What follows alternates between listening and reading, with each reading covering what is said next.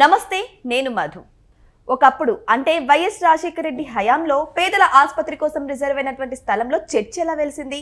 అసలు ఈ స్థలానికిను వైఎస్ రాజశేఖర రెడ్డి కుటుంబానికి సంబంధం ఏంటి అంటే ఇక్కడ చాలా వివాదాలు వినిపిస్తున్నాయి. అసలు ఏం జరుగుతుందన్న విషయం గురించి రోజు మనం చర్చిద్దాం. ప్రస్తుతం మనతో పాటు ఉన్నారు senior journalist doctor Durga Vadlamani గారు. వారిని అడిగి మరిన్ని విషయాలను తెలుసుకుందాం. నమస్కారం మేడం. మేడం, అసలు ఆసుపత్రి కోసం కేటాయించిన స్థలంలో చర్చ ఎలా వెలిసింది మేడం? అసలు దీనికి జగన్ కుటుంబానికి సంబంధం ఏంటి మేడం? ఎక్కడ కబ్జాలు జరుగునో అక్కడ వైసీపీ హస్తం ఉండును. అంటే కబ్జాలకిను జగన్మోహన్ రెడ్డికి సంబంధం. ఇది 2009లోనే ఈ స్థలాన్ని కేటాయించారు. విశాఖపట్నం సాగర తీరంలో వాళ్ళు కోరుకున్న చోట సముద్రానికి అభిముఖంగా వాళ్ళు ఎన్ని ఎకరాలు? ఏకంగా 7 ఎకరాలు. ఇవాళ 300 కోట్లు దాని విలువ.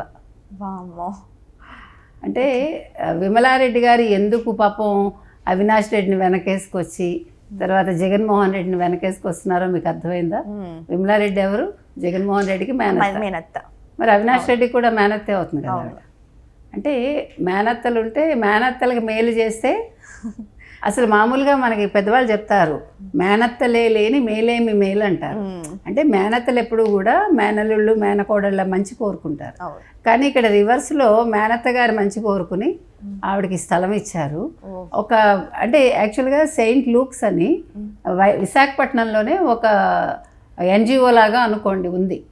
వాళ్ళు ఏం చేస్తారంటే ఎస్సీ ఎస్టీ బీసీ మైనారిటీ వాళ్ళకి ముఖ్యంగా మహిళలకి సాధికారత అంటూ శిక్షణ ఇస్తారు. అంటే వాళ్ళ కాళ్ళ మీద వాళ్ళు నిలబడేలాగా.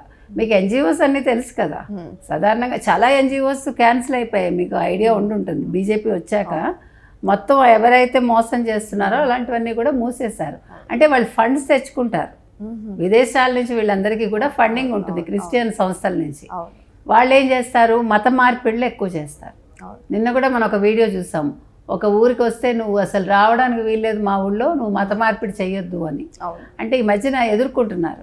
యాక్చువల్గా అది బిగినింగ్లోనే చేస్తుంటే ఇన్ని మత మార్పిడులు జరగవు. మీకు ఆంధ్రప్రదేశ్లో జరిగిన మత మార్పిడులు ముఖ్యంగా వైఎస్ రాజశేఖర రెడ్డి వచ్చాక ఆయన హయాంలో జరిగాయి. మీకు మొత్తం అసలు ఆ కోస్తా బెల్ట్ అంతా ఎన్ని చర్చిలు వచ్చాయి చూడండి.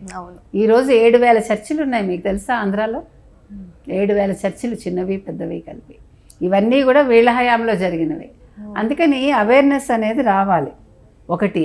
రెండోది, ఇప్పుడు ఈ సెయింట్ లూక్స్ ఏదైతే ఉందో వీళ్ళు ఏం చేశారు, మేము ఒక ఆసుపత్రి కడతాము, ఆసుపత్రి ద్వారా మేము వైద్య సేవలు అందిస్తాము, ముఖ్యంగా గ్రామాలకు వెళ్ళి అన్ని చోట్లకి వెళ్ళి. ఎందుకు మరి ఇప్పుడు ఆల్రెడీ ఆ సెయింట్ లూక్స్ ద్వారా చేయొచ్చుగా పని. మరి ఇప్పుడు అయితే వాళ్ళు ఆ మాట చెప్పి 2009 అంటే ఇది 26, 17 సంవత్సరాలు అయింది. 17 అంటే రేపు ఫిబ్రవరికి 17 సంవత్సరాలు అవుతుంది పూర్తిగా. 17 సంవత్సరాలుగా వాళ్ళు హాస్పిటల్ కట్టలేదు. వైఎస్ రాజశేఖర రెడ్డి ముఖ్యమంత్రిగా ఉన్నారు, తర్వాత మధ్యలో వైఎస్ జగన్మోహన్ రెడ్డి ఉన్నారు. కనీసం ఒక 10-12 ఏళ్ల కాలం వాళ్ళు దాని గురించి పట్టించుకోవాలి. అంటే వాళ్ళ ఉద్దేశం వేరు. అక్కడ ఏం చేశారు, ముందు చర్చి కట్టేశారు. ఈ విమలారెడ్డి అక్కడికి వెళ్ళొస్తూ ఉంటుంది, అక్కడికి వెళ్ళి ప్రార్థనలు చేస్తుంది, మత ఉద్బోధనలు చేస్తుంది. ఆవిడ ఆ పనులన్నీ చేస్తుంది. అంటే ఆవిడకి అది అప్పచెప్పేశారు. అంటే ఆ స్థలాన్ని కాబట్టి ఆవిడకి ఇచ్చినట్టే కదా. 300 కోట్లు అదే మరి అలా ఉంది. అది ప్రభుత్వానికి అసలు ఈ హక్కు ఎక్కడిది? సో ఇవాళ అక్కడికి వెళ్ళి మీరు మాట్లాడారనుకోండి, ఎవరో లూక్స్ అని ఉంటాట, అతను అంటాట, మేము కట్టాలనుకున్నాము, చాలాసార్లు దరఖాస్తు చేసుకున్నాము, మాకు అనుమతులు రాలేదు, అందుకే మేము వైద్య శిబిరాలు నిర్వహిస్తున్నాం అని. అదొక అబద్ధం. వైద్య శిబిరాలు ఎవడమైనా నిర్వహించవచ్చు, మీరు నేను కూడా చేయొచ్చు కదా, అదేం పెద్ద విషయం కాదు. అంటే మీకు 7 ఎకరాలు అవసరమా? వైద్య శిబిరాలకు 7 ఎకరాలు అవసరమా? అసలు ఈ చర్చ్ ఎవరిని అడిగి కట్టారు? వాళ్ళు ఫస్ట్ చూపించిన అది ఉంటుంది కదా, దాన్ని ఏమంటారు, ఈ రకంగా కడతామని వాళ్ళు ప్లానింగ్. ఆ ప్లానింగ్లో చర్చి లేదు, కానీ ప్లానింగ్లో లేని చర్చిని ముందుగా కట్టేశారు. అంటే దీన్ని మత సంబంధమైన ఒక కార్యక్రమాలకు వినియోగించాలి, మత మార్పిళ్ళు ప్రోత్సహించాలని కట్టుండొచ్చు. కాబట్టి ఇవాళ కూటమి ప్రభుత్వం దీని మీద దృష్టి పెట్టాలి. దీని మీద ఎవరు, జగన్మోహన్ రెడ్డి స్పందించాలి. మొత్తం వాళ్ళ బ్యాచ్ అంతా ఉంది కదా, అందరూ కూడా స్పందించాలి దీని మీద. ఎందుకంటే ఇది చిన్న విషయం కాదు.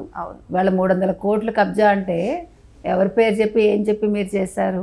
వెనక్కి తీసుకోవాలండి భూమిని ప్రభుత్వం. దీని మీద ఎవరైతే ఉన్నారో వాళ్ళ మీద కేసు కూడా పెట్టాలా, లూక్స్ ఎవరో వాళ్ళ ఆ సంస్థ కూడా మూయించాలా ఏంటి, అది నిజంగా మంచి పనులు చేస్తోందా, దాన్ని అంటే ఆ సంస్థ పేరుతోటి వీళ్ళు మత మార్పిళ్ళు చేస్తున్నారా, దాని మీద కూడా దృష్టి పెట్టాలి. ఇవాళ కూటమి ప్రభుత్వం మీద ఉన్న ఫస్ట్ విషయం ఏంటంటే అసలు ఎక్కడెక్కడ మత మార్పిళ్ళు చేస్తున్నారు, ఎంతెంత సొమ్ము కాజేస్తున్నారు, ప్రజలు ఎలా మోసం చేస్తున్నారు, వాటి మీద కూడా దృష్టి పెట్టాలి. ఇక్కడ నేను హిందూ కాబట్టి మాట్లాడటం లేదు, ఎవరు తప్పు చేసినా ఏ మతంలో జరిగినా అందరూ కూడా ఖండించాల్సిందే. ఎందుకంటే ఇక్కడ మత స్వేచ్ఛ ఉంటుంది కానీ బలవంతంగా రుద్దలేం కదా. అదే కదా. సో ఏదేమైనా సరే 7 ఎకరాల భూమి, అది కూడా విశాఖలో ఉందంటే ఎంత డెవలప్ చేయొచ్చు. ఈ రోజు వైజాగ్ హాట్ కేక్ అండి. ఇప్పుడు మీకు ఏ గూగుల్ సెంటర్ వచ్చాక, ఇప్పుడు అది ఐటీ హబ్ అయ్యాక అసలు మామూలుగానే వైజాగ్ కాస్ట్లీ, అందుకే అతని కన్నా అక్కడ పడింది. ఈవెన్ విజయసాయి రెడ్డి కూడా శాంతి అని ఆవిడ ద్వారా దేవాదాయ శాఖ మొత్తం అక్కడ భూములు కబ్జా చేద్దాం అనుకున్నాడు భీముల వరకు. అందుకని ఇప్పుడు అది అసలు మీరు కొనలేరు అలాంటి చోట. కాబట్టి ముందు ప్రభుత్వం చేయాల్సిన పని ఏంటంటే ఆ భూముల్ని వెనక్కి తీసుకోండి. జగన్మోహన్ రెడ్డి గారు కూడా అప్పట్లో విశాఖ అమరావతి ఇప్పుడు కూడా అదే చెప్తున్నాడు కదా, రాజధాని అన్నారు. ఇప్పుడు నా వల్లే డెవలప్ అయింది అని ఆయన ఇవాళ నువ్వు డెవలప్ చేయటం, నా చిన్నప్పటి నుంచి వైజాగ్ డెవలప్ అయింది. ఇప్పుడు కొత్తగా ఇప్పుడు చేయక్కర్లే కాతే ఐటీ హబ్ అవుతుంది అంతే. సో ఏదేమైనా సరే ప్రజలకు ఉపయోగపడాల్సినటువంటి ఇంత పెద్ద భూమి కేవలం మత మార్పిడి కోసం మాత్రమే ఉపయోగిస్తున్నారు. అక్కడ కనీసం వైద్యశాల కూడా కట్టడం లేదు. సో ప్రజలకు ఏమాత్రం ఉపయోగం లేని ఇటువంటి భూమిని మాత్రం ఖచ్చితంగా ప్రభుత్వం తన చొరవతో ఖచ్చితంగా ఆ భూమిని కైవసం చేసుకొని ప్రజలకు ఎలా ఉపయోగపడుతుందో ఆ విధంగా రూపుదిద్దే ప్రయత్నం చేయాలని కూడా ప్రజలందరూ కోరుకుంటున్నారు. సో మరి వెయిట్ చేసి చూద్దాం ఇప్పటి ప్రభుత్వం ఈ యొక్క కబ్జా మీద ఎలా స్పందిస్తుందో అనేది. Thank you so much. Thank you.